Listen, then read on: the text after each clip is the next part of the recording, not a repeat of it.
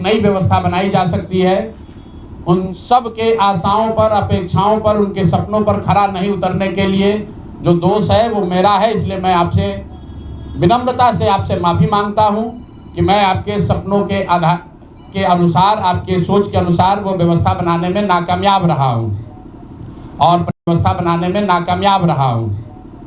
और प्रायश्चित के तौर पर मैं आज से 2 दिन के बाद 20 तारीख को गांधी वितिहरवा आश्रम में जो रास्ता गांधी जी ने बताया है, मैं अपने लोगों को, बिहार के लोगों को ये नहीं समझा पाया कि किस बात पर उनको वोट देना चाहिए, क्यों उनको नई व्यवस्था बनानी चाहिए। तो प्रायश्चित के तौर पर मैं अपने से वितिहरवा आश्रम में 1 दिन का उपवास, मौन उपवास रखूंगा। जो भी जन सुराज के साथी हैं वो जहां पर हैं वहां अगर वो समझते हैं कि हम लोग के प्रयास में, सोच में जो कमी रह गई उसको सुधार के लिए प्रायश्चित के तौर पर हम लोग 1 दिन का सामूहिक उपवास रखेंगे। मैं खुद वितिहरवा, गांधी आश्रम वितिहरवा में रहूंगा।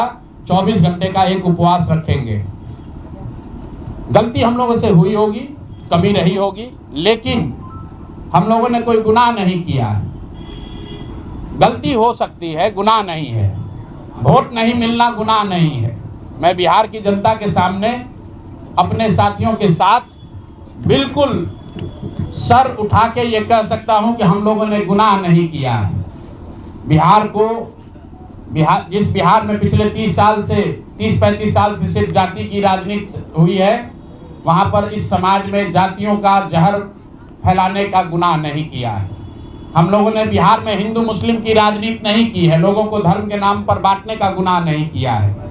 हम लोगों ने बिहार की गरीब जनता को, भोले भाले लोगों को पैसा देकर उनका वोट खरीदने का गुनाह नहीं किया है। जिन लोगों ने ये गुनाह किया होगा, अगर वो आज जीत भी गए हैं तो उनको उसका हिसाब देना ही पड़ेगा। वो आज दे या कल दे, वो होगा ही होगा। मैं पिछले 2.5-3 सालों में अपने वक्तव्यों में अक्सर महाभारत के चक्रव्यूह की, अभिमन्यु के वध की कहानी सुनाता रहा हूं। जिस धर्म युद्ध की बात हम लोग करते हैं, पांडवों के साथ स्वयं भगवान थे, स्वयं भगवान कृष्ण थे, फिर भी अभिमन्यु को घेर कर छल से मार दिया गया। लेकिन उसके आगे की भी एक कथा भी है कि अभिमन्यु को मार दिया गया, लेकिन उससे महाभारत नहीं जीता गया। महाभारत जीता तो अंत में वही जो सही रास्ते पर था, जो धर्म के साथ था। तो आप निश्चित जानिए कि जीत तो जन सुराज की ही होगी। आज जरूर धक्का लगा है और उसके लिए जो कुछ भी कमी है उसको सुधारा जाएगा और उतनी ही ताकत से फिर खड़े होंगे। अगर आप ये कुछ लोग ये सोच रहे हैं कि मैं बिहार छोड़ दूंगा, तो आपका ये भ्रम है। अंग्रेजी में एक फ्रेज है, you are not defeated till you quit. जब तक आप छोड़ेंगे नहीं तब तक आप हार नहीं सकते हैं। तो प्रशांत किशोर की और जन सुराज में मेरे साथ जुड़े हुए साथियों की बिहार सुधारने की जो जिद है, उस जिद के सामने दूसरा कुछ भी इस जीवन में नहीं है। उस जिद से पीछे हटने वाले नहीं हैं। पूरी ताकत से, पूरी ईमानदारी से। लोग कह रहे हैं कि मैंने 3-3.5 साल में बहुत मेहनत किया है। तो जितनी मेहनत करते हुए आपने मुझे 3 साल में देखा है, उससे दुगनी मेहनत करेंगे और पूरी ताकत से लगेंगे। पीछे हटने का सवाल नहीं है। जब तक बिहार को सुधारने के अपने संकल्प को पूरा न कर लें, तब तक पीछे हटने का कोई सवाल ही नहीं है। अब चुनाव के परिणामों को लेकर जो बात है, उस पर बहुत विवेचना हो रही है। आपने भी कहा, बड़े बड़े विशेषज्ञ आकलन कर रहे हैं। कोई बता रहा है कि पैसे से जीत लिया गया, कोई बता रहा है कि लालू जी के डर से ध्रुवीकरण हुआ इसलिए जीता गया। कुछ लोग बता रहे हैं कि जातियों की बात अभी पूरी तरह खत्म नहीं हुई। मैं यहाँ चुनाव के विश्लेषण के लिए नहीं बैठा, लेकिन एक बात तो बिल्कुल स्पष्ट है कि पहली बार स्वतंत्र भारत के इतिहास में और खासकर बिहार में पहली बार ऐसा हुआ है कि कोई चुनाव जिसमें सरकार ने करीब करीब 40,000 करोड़ रुपया जनता के पैसे को खर्च करने का वादा किया है। और मुझे लगता है कि वही एक कारण है जिसकी वजह से एनडीए को इतना बड़ा बहुमत मिला है। मैं सिर्फ आपके ध्यान में लाना चाहता हूं कि 10,000 रुपए की बड़ी चर्चा हो रही है। लोग बता रहे हैं कि 10,000 पर लोगों ने वोट बेच दिया। बिल्कुल नहीं है, ये बात सही नहीं है। मेरा आज भी ये यकीन है कि 10,000 रुपये के लिए बिहार के लोग अपना वोट, अपना बच्चों का भविष्य नहीं बेचेंगे। अगर 10,000 रुपये को आप जोड़िएगा तो प्रतिदिन 5.5 रुपया हुआ। 5.5 रुपये में कौन अपना वोट बेचेगा? लोगों ने 10,000 रुपये के लिए सिर्फ वोट नहीं बेचा है। आपको देखने, जानने, समझने की जरूरत है। और इस पर यह बहस भी हो रहा है। सत्ता में जो लोग आए हैं वो कह रहे हैं भैया हम तो सरकारी योजना चला रहे थे। जो विपक्ष में है वो कह रहा है हम योजना नहीं चला रहे थे, आप पैसा देके वोट खरीद रहे थे। इसका कोई अंत नहीं है, इस बहस का कोई अंत नहीं है। चुनाव आयोग पर लोग टीका टिप्पणी कर रहे हैं, वो चुनाव आयोग का विषय है। बिहार के बेटा होने के नाते, बिहार के नागरिक होने के नाते मेरा बस एक ही प्रश्न है। हर विधानसभा क्षेत्र में 60 से 62,000 लोगों को कम से कम 10,000 रुपया सीधे तौर पर सरकार ने दिया है। सिर्फ 10,000 रुपया नहीं दिया, ये कहा कि आपको स्वरोजगार के लिए 2 लाख रुपया दिया जाएगा और उसकी पहली किस्त के तौर पर, बयाना के तौर पर 10,000 रुपया उसको दिया गया। और पूरा सरकारी तंत्र लगाया गया लोगों को ये बताने के लिए कि अगर आप एनडीए को वोट देते हैं तो आपको 10,000 रुपए के साथ साथ आने वाले 6 महीनों में 2 लाख रुपए तक की सहायता मिलेगी। इसको करने के लिए पूरा सरकारी तंत्र लगा। जीविका की दीदियों को बैठाया गया, जितने यहाँ पर आशा आंगनवाड़ी सेविकाएं हैं उनकी सैलरी, उनका मानदेय बढ़ाकर उनको जोड़ा गया। लोग कह रहे हैं भैया काडर कहाँ है?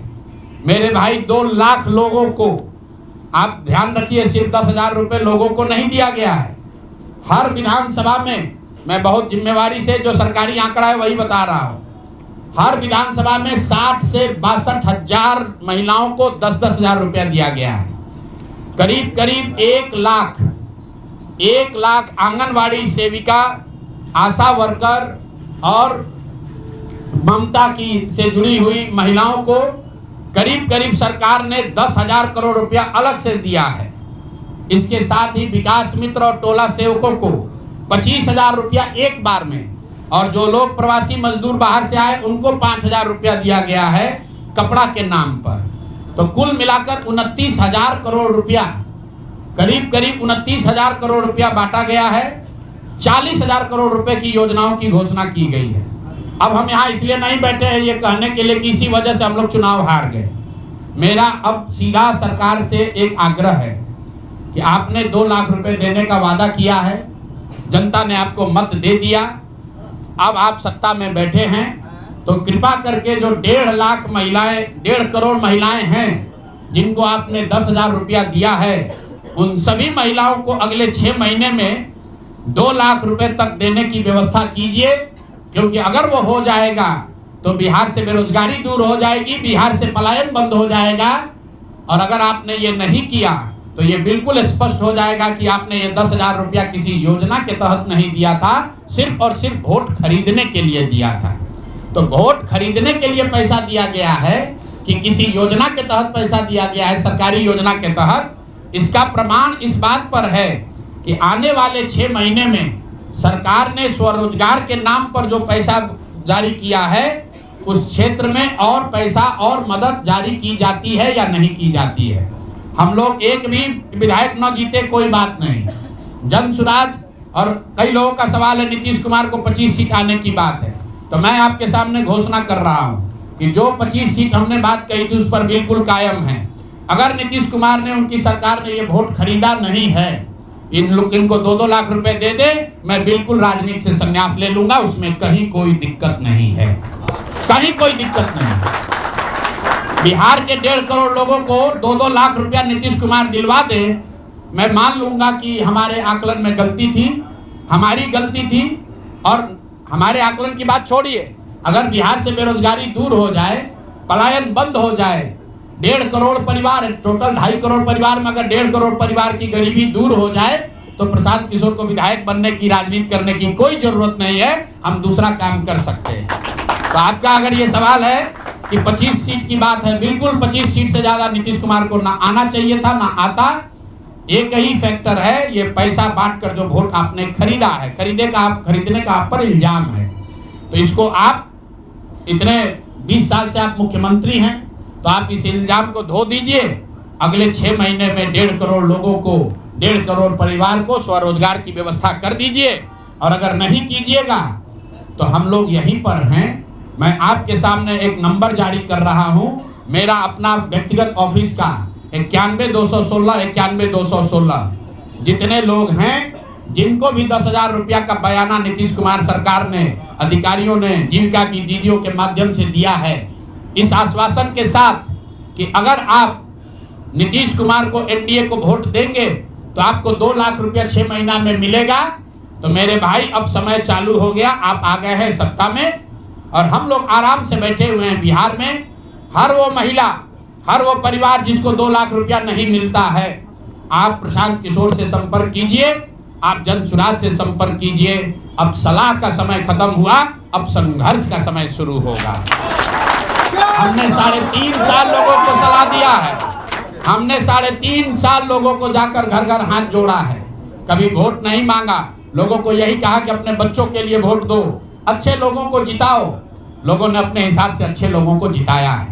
जिन मुद्दों पर जिताया है उसका मैं स्वागत करता हूं कि स्वरोजगार ही सबसे ज्यादा जरूरी है। उसका वादा एनडीए की सरकार ने किया है, नीतीश कुमार ने किया है और 10-10 हजार रुपया बानगी के तौर पर, एडवांस के तौर पर उन महिलाओं को दिया है। तो अब अगले 6 महीना में उन सभी महिलाओं को, उन सभी परिवारों को नीतीश कुमार की सरकार स्वरोजगार का अवसर दे, उनको 2 लाख रुपए की मदद दे, ताकि वो 1.5 करोड़ परिवार के लोग बेरोजगारी से बाहर निकल सके, गरीबी खत्म कर सके और उनके बच्चे गुजरात में, तमिलनाडु में जाकर मजदूरी न करें। और अगर ये नहीं होगा तो हम लोग तो विधानसभा में हैं नहीं। जनता ने जो आदेश दिया है कि गांव-गांव घूमिए और लोगों की मदद कीजिए, तो जिनको भैया ये 2 लाख न मिले वो प्रशांत किशोर के पास चले आइए, जनसुराज के साथियों के पास आइए। आपकी आवाज बनकर, आपके साथ खड़े होकर ब्लॉक, पंचायत, डिस्ट्रिक्ट के ऑफिसेज में, सरकारी दफ्तरों में हम लोग चलेंगे। जरूरत पड़ेगा नीतीश कुमार के पास चलेंगे, क्योंकि उन्होंने कहा है कि 10,000 रुपया बयाना ले लीजिए, जब मैं जीत कर आऊंगा आपको 2-2 लाख रुपए दूंगा, ताकि सब लोग अपने पैर पर खड़े हो जाएंगे। तो जनसुराज के लोग अब ब्लॉक में, और जिन लोगों ने, आपने सुना होगा सहारा में लोगों को कहा गया पैसा डबल हो जाएगा, सहारा के जिन लोगों ने एजेंट बनकर, समाज के कई लोगों ने सहारा में पैसा जमा कराया, सहारा वाले भाग गए तो लोग एजेंट को खोज रहे हैं। तो जो सरकारी अफसर नेतागिरी कर जिन लोगों ने किया है, सरकार की ओर से आश्वासन दिया है कि हम लोग आपको रोजगार देंगे, 2 लाख रुपया देंगे, जो जिन जीविका की दीदियों ने एक महिला को जाकर समझाया है, बूथ पर बैठकर वोट दिलवाया है, सिंबल सिखाया है, क्रमांक संख्या बताया है, वो जीविका की दीदियों की जिम्मेवारी है कि जिनको आपने ये काम कराया है, जिनके बच्चों का भविष्य आपने 10,000 रुपया में आपने सौदा कराया है, उनको पैसा मिले। और अगर वो 2 लाख रुपया नहीं मिलेगा तो 6 महीने का समय है। 6 महीने के बाद हर वो व्यक्ति जिसको पैसा नहीं मिले उसके लिए जनसुराज का, प्रशांत किशोर का दरवाजा खुला हुआ है। आप आइए, हम लोग आपकी आवाज बनेंगे, आपके साथ खड़े होंगे। हम लोग विधायक सांसद नहीं है, लेकिन समाज में हमारी ताकत जो आवाज है, आपके आशीर्वाद से वो आवाज आपके साथ जोड़ेंगे और हर हालत में आपको ये 2 लाख रुपया मिले, इसकी लड़ाई को जारी रखेंगे। दूसरी बात जो कह के मैं खत्म करूंगा, चुनाव से पहले सरकार के भ्रष्टाचार को लेकर, भ्रष्टाचारी मंत्रियों को लेकर इसी जगह पर हम लोगों ने कई प्रेस कॉन्फ्रेंस किए हैं। नीतीश कुमार को कभी व्यक्तिगत तौर पर बेईमान नहीं बताया गया है, भ्रष्ट नहीं बताया गया है, लेकिन हम लोगों का ये मानना था कि नीतीश जी का स्वास्थ्य अच्छा नहीं है, अगल बगल के लोग लूट रहे हैं, चला रहे हैं। अभी परिणाम आए हैं, नीतीश जी को देखकर लग रहा है कि नीतीश जी बिल्कुल स्वस्थ दिख रहे हैं। तो अब मेरी उनसे अपेक्षा है कि 2 दिन के बाद अभी मंत्रिमंडल बनने वाला है। कल प्रधानमंत्री जी ने भी कहा है कि बहुत बड़ी जिम्मेवारी है, हम लोग इलेक्शन मोड में नहीं, इमोशनल मोड में हैं। तो उसी इमोशनल मोड में मेरी आपसे अपेक्षा है कि भारतीय जनता पार्टी की लीडरशिप और नीतीश कुमार एक ऐसा स्वच्छ मंत्रिमंडल बनाएं जिसमें कोई दागी मंत्री न हो, कोई भ्रष्टाचारी न हो। जनता ने आपको सरकार बनाने का मैंडेट दिया है, भ्रष्टाचार करने का, भ्रष्टाचारियों को सरकार में शामिल करने का मैंडेट नहीं दिया है, भ्रष्टाचार करने का मैंडेट नहीं दिया है, लूटने का मैंडेट नहीं दिया है। तो मैंडेट, बिल्कुल मैंडेट का सम्मान है। जनता लोकतंत्र है, जनता मालिक है, जनता ने जिनको सत्ता में बैठाया है वो सत्ता में बैठे, लेकिन सत्ता में बैठकर लूटने का मैंडेट जनता ने नहीं दिया है। तो मेरी अपेक्षा है कि नीतीश जी, माननीय प्रधानमंत्री मोदी जी, अमित शाह जी, जिन्होंने बिहार की जनता को ये बताया है कि हम आपका विकास करेंगे, आपके बच्चे अब गुजरात नहीं जाएंगे मजदूरी करने, तो भाई अब आपकी जिम्मेवारी है ऐसा मंत्रिमंडल बनाइए ताकि बिहार के लोगों का पलायन बंद हो, यहाँ से बेरोजगारी खत्म हो और जो पिछले 5 साल से लोग भ्रष्टाचार से जूझ रहे हैं वो आगे भ्रष्टाचार न हो। मेरी बात यहाँ खत्म हुई। अब आपके जो सवाल हैं वो आप सवाल कर सकते हैं। बहुत बहुत धन्यवाद।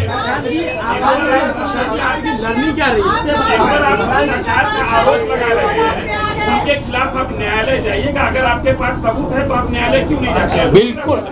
बिल्कुल जो बात हम लोगों ने पहले कही है, जिन नेताओं के बारे में कही है, उसमें कहीं पीछे हटने का सवाल नहीं है।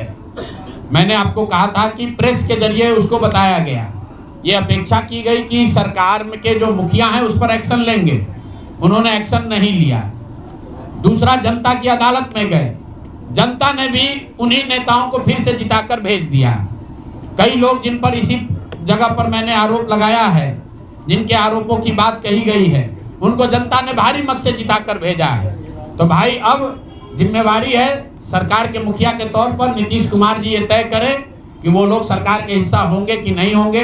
अगर होते हैं तो निश्चित तौर पर जनता के बीच में भी उनके खिलाफ जाएंगे और जहां जरूरत पड़ेगी कोर्ट में भी जाएंगे। 70,000 के सीएजी के मामले में जो सीएजी ने 70,000 रुपए के अनअकाउंटेड मनी की बात कही है, उस पर ऑलरेडी जन सुराज हाईकोर्ट में रीट हम लोगों ने फाइल किया हुआ है।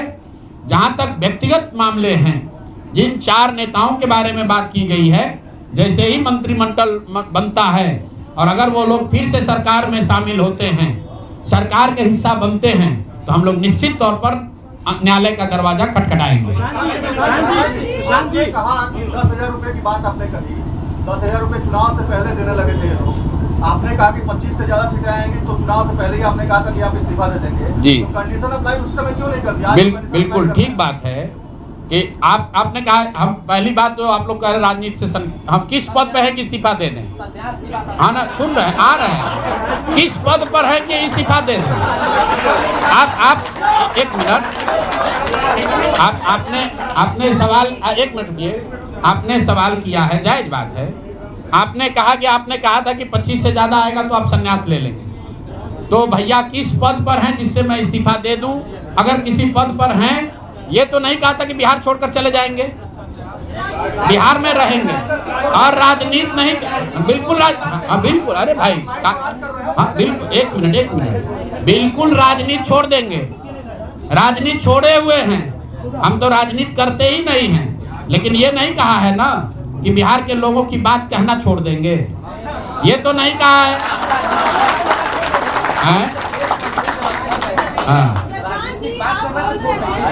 नहीं, आपने ऐसा है, हमने कहा कि अगर 25 से ज्यादा सीट आएगा तो राजनीति छोड़ देंगे, बिल्कुल बात पर कायम है।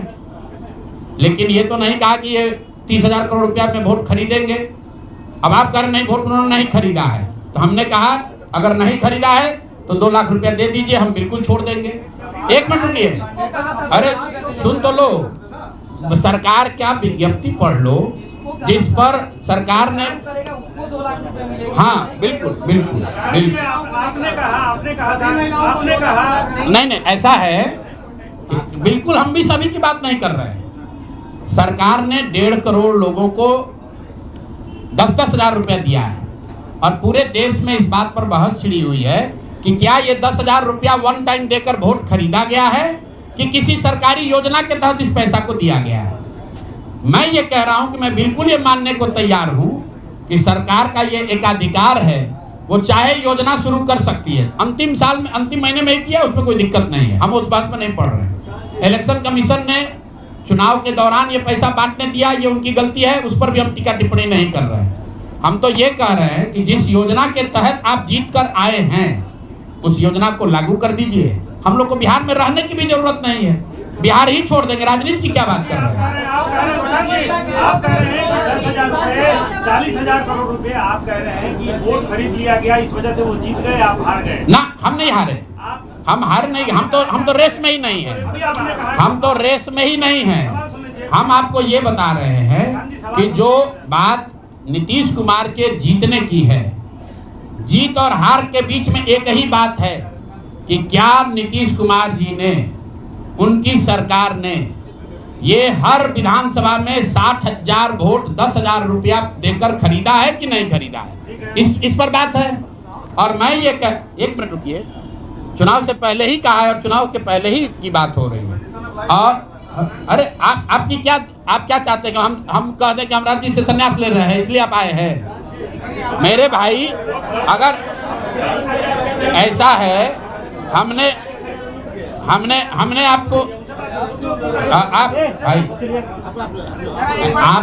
आप लोग जितने लोग आए हैं, हमने बिल्कुल स्पष्ट आपको कहा कि नीतीश कुमार ने प्राइमा फेसी जो दिख रहा है कि सरकार ने 10,000 रुपया देकर वोट खरीदा है, लेकिन मेरे पास उसका कोई प्रमाण तो है नहीं। सरकार का ये नहीं है तो सरकारी योजना के तहत दिए हैं।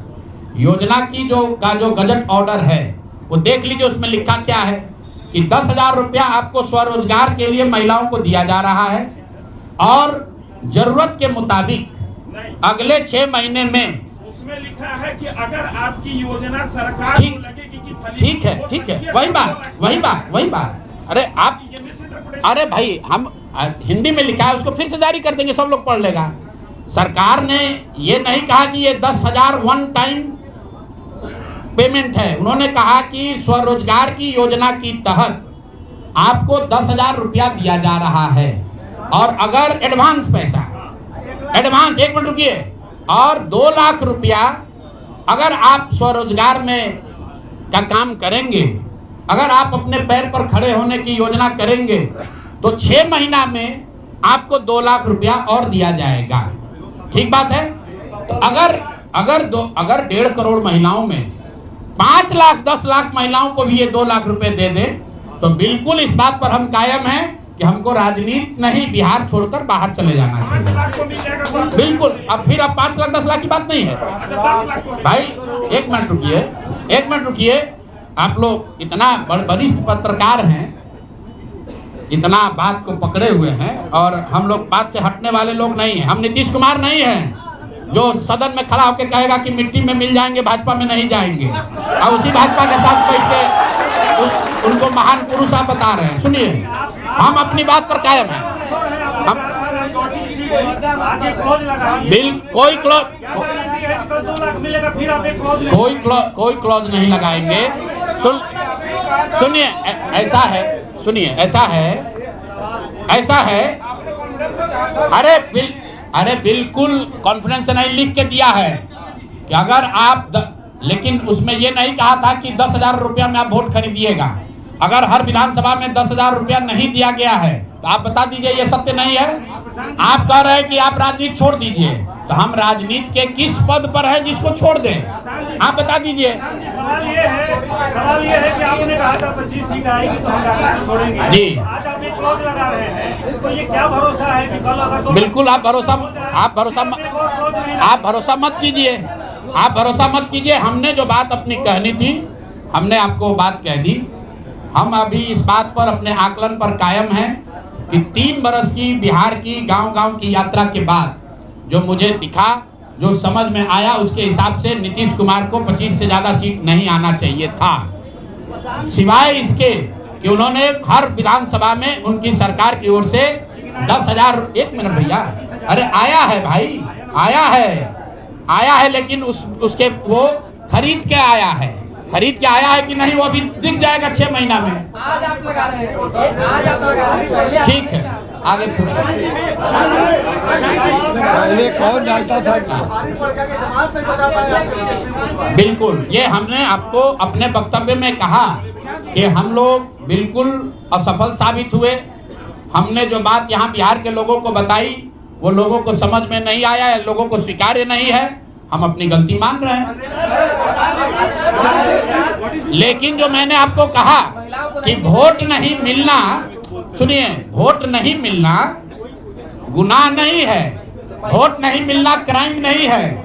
हमने भ्रष्टाचार नहीं किया है, हमने हिंदू मुस्लिम नहीं किया है, हमने जाति की राजनीति नहीं की है, हमने वोट नहीं खरीदा है। से दिक्कत है क्या? चलिए आगे बढ़िए। पूरे प्रेस वार्ता में एक ही व्यक्ति तो नहीं पूछेंगे।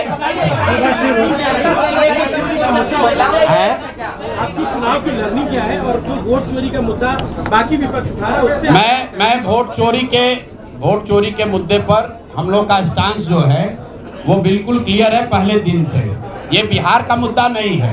जो चुनाव की पूरी प्रक्रिया है उसमें वोटर लिस्ट बनने से लेकर आचार संहिता के अनुपालन का, वोटिंग के दिन के, जैसे यहाँ पर आप जीविका की दीदियों को बाकायदा आपने मोबिलाइजर बनाकर सरकारी व्यवस्था के तहत बूथ में बैठाया है। तो पूरे वोटर लिस्ट बनाने की प्रक्रिया, आचार संहिता के अनुपालन की प्रक्रिया, वोटिंग के दिन जो हो रहा है वो, उसमें सरकारी तंत्र का इस्तेमाल, दुरुपयोग या उपयोग, और वोटिंग के बाद जो महाराष्ट्र से लगातार दिख रहा है कि अंतिम 2 घंटे में 15%, 20% एक्स्ट्रा वोट होना, फिर चुनाव आयोग का उसका डिटेल नहीं जारी करना, और 3 दिन के बाद ये बताना कि इतना वोट हो गया। ये बड़े मुद्दे हैं। हम लोग बहुत छोटी पार्टी हैं, हम लोग को तो इतना नहीं ताकत है, लेकिन आपके माध्यम से मैं ये जरूर देश के विपक्ष को ये कहना चाहूंगा कि इस पर गंभीरता से बात करने की, और इसको जरूरत पड़े तो सुप्रीम कोर्ट में ले जाने की जरूरत है कि आज की तारीख में, आज की स्थिति में जो आचार संहिता पहले से बना हुआ है वो कितना कारगर है या नहीं कारगर है। अगर सिर्फ इसमें वोटर रोल की बात नहीं है, SIR सिर्फ वोटिंग रोल की बात है, लेकिन जिस तरह से वोटिंग हुई है, आप बताइए कि सुरक्षा कर्मियों में होमगार्ड को यहीं पर इसी बिहार में लालू जी की जब सरकार थी, TN सेशन का जमाना था, उन्होंने कहा था कि नहीं, कोई लोकल आदमी यहाँ चुनाव की प्रक्रिया में हिस्सा नहीं लेगा, होमगार्ड का कोई आदमी हिस्सा नहीं लेगा। उसी बूथ पर आप आज के चुनाव आयोग ने उस जीविका दीदी को बैठाया है जिसको एक तरीके से सरकार ने कॉन्ट्रैक्ट दिया है कि आपको इतने लोगों को वोट दिलवाना है। मैं आपको एक उदाहरण देता हूं। मधुबनी विधानसभा क्षेत्र है, मैं डिटेल में नहीं जाना चाहता था लेकिन आप कुरेद रहे। मधुबनी विधानसभा क्षेत्र है, वहां से उपेंद्र कुशवाहा जी के पार्टी के उम्मीदवार चुनाव जीत कर आए हैं। मैं पूरे यहां पर जितने मीडिया के साथी हैं, जितने यहां चुनाव के विशेषज्ञ हैं, आप भी यूट्यूबर हैं, मैं दावा कर रहा हूं आज हो 5 महीने के बाद हो, आप मधुबनी विधानसभा क्षेत्र में जाइए, वहां पर एनडीए के प्रत्याशी को 1 लाख से ज्यादा वोट आया है। एनडीए को वोट मिला, 10,000 रुपए के लिए मिला, नहीं मिला छोड़िए, हम इस बात से दंग हैं कि मधुबनी में कितने लोग ऐसे हैं वोटर जो कि उपेंद्र कुशवाहा जी के पार्टी का सिंबल भी जानते हैं। भाई अलायंस वोट तो उनके पार्टी के सिंबल को पड़ा है ना, अलायंस का कोई सिंबल नहीं है। तो आखिर रातों रात पूरे मधुबनी क्षेत्र में, और क्या हुआ मैं नहीं कह रहा हूं, मैं आपको और आपके जरिए पूरे देश के लोगों को यह बताना चाहता हूं कि जो भी लोग सर्वे, सेफोलॉजी, पत्रकारिता, राजनीति में इंटरेस्ट रखते हैं, आप सैंपल के तौर पर कोई 5 कंस्टिट्यूएंसी उठा लीजिए, और जहां पर भाजपा और जदयू के उम्मीदवार नहीं लड़ रहे थे, वो दल लड़ रहे थे जिनका कोई सिंबल भी नहीं जानता है, नाम भी नहीं जानता है, उसको 1 लाख, 1.25 लाख वोट कैसे आया है।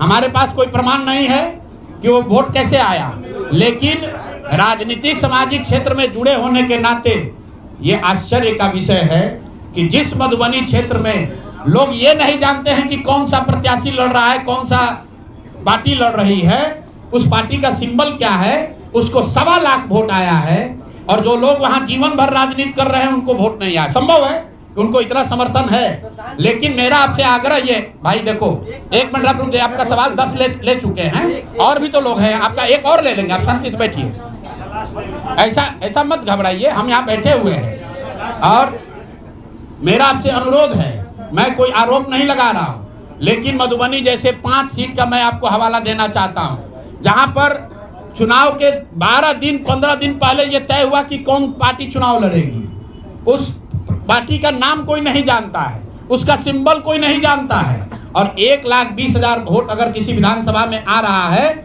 इसका मतलब है कि हर घर से 2 से 3 वोट आया है। आपको आंधी दिखनी चाहिए वहां पर।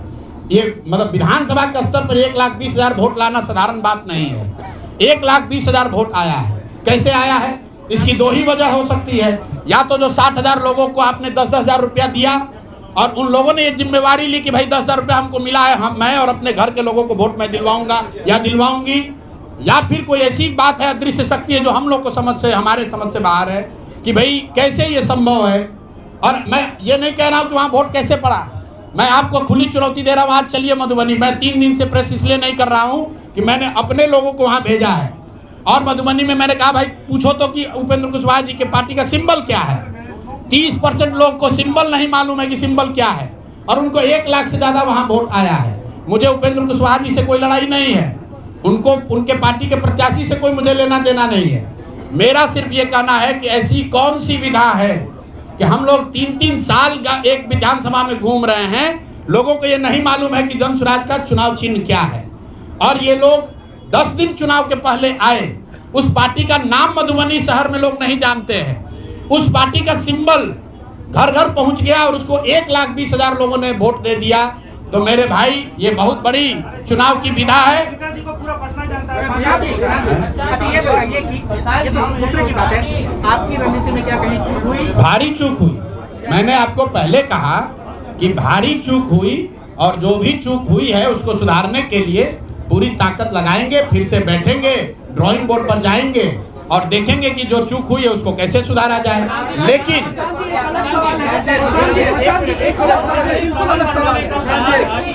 सवाल ये है 40,000 करोड़ रुपया दिया गया है, क्या नहीं, जो टोटल पैसा सरकार ने अनाउंस किया है सितंबर अक्टूबर में, अगस्त और सितंबर को अगर आप जोड़ लेंगे तो कुल 18 योजनाओं की सरकार ने घोषणा की है। उसमें कोई गलती नहीं है। चुनाव के समय जो सत्तारूढ़ पार्टी होती है वो नए योजनाओं की घोषणा वो करते ही हैं। कुल जो सरकार ने घोषणा की यहाँ, फ्री इलेक्ट्रिसिटी से लेके युवाओं को बेरोजगारी भत्ता, 10,000 रोजगार के लिए, सारी बातें ठीक है। इसका टोटल बजट हुआ 40,000 करोड़। 40,000 करोड़ में से 29,000 करोड़ रुपए की योजना सरकार ने रोल आउट की। 11,000 करोड़ को तो शुरू ही नहीं किया। और इस 29,000 करोड़ में से जो सबसे बड़ी योजना है वो है स्वरोजगार की योजना, जिसमें हर विधानसभा क्षेत्र में 60 से 62,000 परिवारों में एक महिला को 10,000 रुपया दिया गया।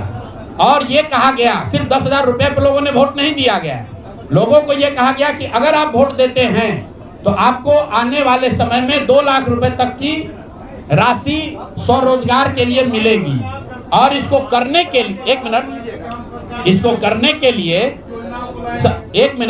करने के लिए सरकार ने जीविका दीदी का पूरा जो नेटवर्क है, 1 लाख से ज्यादा जीविका की दीदियों को और आंगनवाड़ी सेविकाओं को, आशा वर्कर को और जो टोला सेवक है, विकास मित्र है, उनको लैपटॉप खरीदने के लिए 25,000 रुपया दिया गया वन टाइम।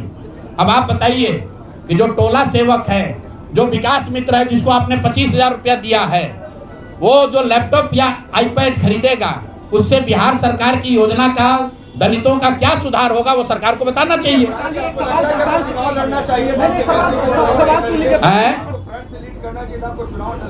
भैया ऐसा है कि जब हमारे दोस्तों हमारी बात को जनता ने माना ही नहीं है तो हम लड़े या न लड़े। इमरान, 1 मिनट रुकिए, आज सुनिए, अरे एक सवाल आपने पूछा या तो जवाब दे लें। इमरान खान ने अपनी पार्टी शुरू की थी पाकिस्तान में, आज से करीब 25-30 साल पहले, और वो खुद पहले चुनाव में 7 जगह से चुनाव लड़े। उनकी पार्टी तो हारी, वो 7 जगह से खुद भी हारे। तो मेरे चुनाव लड़ने नहीं लड़ने का वो एक टेक्निकल बात है, उस पर चर्चा हो सकती है। कुछ लोगों का ऐसा मानना हो सकता है कि मेरे लड़ने से फायदा होता, कुछ लोगों का ऐसा मानना है कि मेरे न लड़ने से फायदा है, वो अलग विषय है। मैं तो आपको पहले एक लाइन में स्वीकार कर रहा हूं कि 3 बरस में जन स्वराज ने जो भी प्रयास किया उसको बिहार की जनता ने स्वीकार नहीं किया। नहीं, ठीक है प्रशांत जी, एक सवाल है। आपने कहा था प्रशांत जी कि जनता से पूछकर हम टिकट देंगे। 1 मिनट, आप बिहार को समझ नहीं पाए, बिहार को मैं समझ नहीं पाया, बिल्कुल मान लेंगे, इसमें क्या दिक्कत है। प्रशांत जी आपने कहा, मेरे सुनिए, ऐसा है कि मुझे बिहार की समझ कम है या नहीं है ये कह देने मात्र से अगर आप बहुत खुश हो जा रहे हैं तो आप खुश हो जाइए कि हमको बिहार की समझ नहीं है।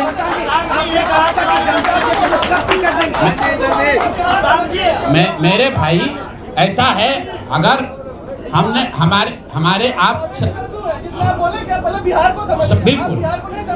बिल्कुल ठीक बात है, नहीं समझे तो 3 बरस अगर पैदल चल रहे थे तो बिहार को समझने के लिए ही चल रहे थे, और फिर और चलेंगे, फिर जाएंगे। जनता से पूछा था क्या टिकट बंटवारे से पहले बात। दूसरी बात कई प्रत्याशियों ने आरोप लगाए, टिकट वितरण पे सवाल खड़े किए थे। क्या लगता है जनता उससे भी डाइवर्ट हुई कि प्रशांत किशोर कहाँ? अच्छा ऐसा है, ठीक है, बस सुन लीजिए। ऐसा है, पूरे चुनाव के दौरान मैंने आपको पहले कहा कि हमसे गलती हो सकती है, लेकिन हम लोगों ने गुनाह नहीं किया है। आप लोग जो बात कर रहे हैं वो इस अंदाज में बात कर रहे हैं जैसे प्रशांत किशोर ने कोई गुनाह कर दिया है, बिहार को सुधारने का प्रयास करके कोई गुनाह कर दिया है, और आप लोग आए हैं हमारा यहाँ पर पोस्टमार्टम करने। तो आप लोगों का स्वागत है। रुकिए, 1 मिनट रुक जाइए। आप बहुत भारी पत्रकार हैं, 8-9 सवाल कर चुके हैं, और लोगों को भी मौका दीजिए, आपका भी सवाल किया जाएगा। 1 मिनट रुक जाइए। अरे रुक जाओ भाई, एक मिनट रुकिए। जहां तक बात है बिहार को समझने नहीं समझने की, तो मैं बिल्कुल कैमरे पर आपसे मान रहा हूं कि मुझे नीतीश कुमार, लालू जी, सम्राट चौधरी, अशोक चौधरी जैसे धुरंधर नेताओं की तरह बिहार की समझ नहीं है। मुझे नहीं समझ है कि बिहार को जातियों के आधार पर कैसे और बांटा जाए। मुझे इस बात की समझ नहीं है कि बिहार को हिंदू मुसलमान के नाम पर कैसे और बांटा जाए। मुझे ये समझ नहीं है कि 10,000 रुपया देकर कैसे वोट और खरीदा जाए। जिनको समझ है वो लोग जीत कर आए हैं, और उनको सत्ता मुबारक हो, और बिहार की जनता को वो लोग मुबारक हो। आपने कहा कि अरे रुको भाई, अब इनके सवाल का जवाब दे ले। अच्छा, उनके बाद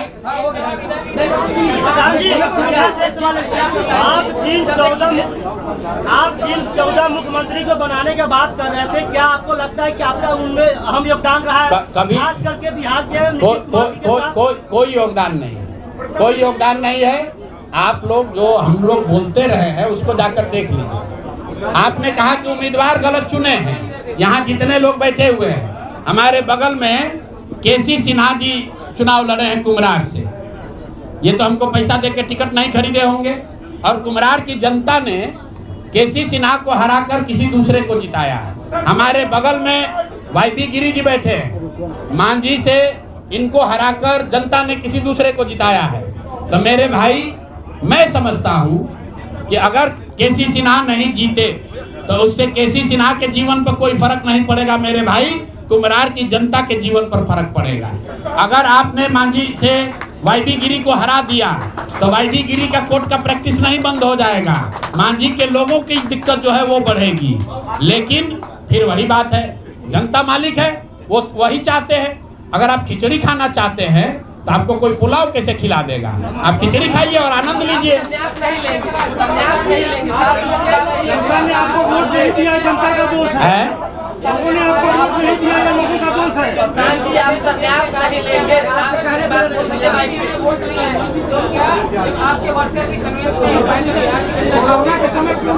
ठीक बात है, हमने आपको पहले कहा कि जो कुछ भी हम लोगों ने प्रयास किया उसमें जनता को हम लोग नहीं समझा पाए, और उसका दोष हम पर है, उसकी जिम्मेवारी हम लोगों पर है। और लेकिन अगर नहीं समझा पाए तो उसको समझाने की जो आगे की जिम्मेवारी है वो भी हम ही पर है।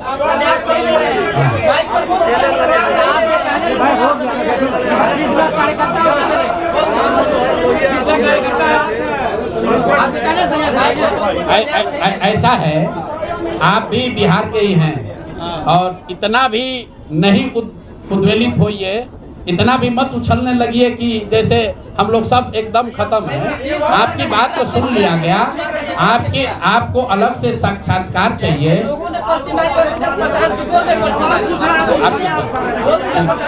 सवाल का सिलसिला बंद नहीं। तो चलिए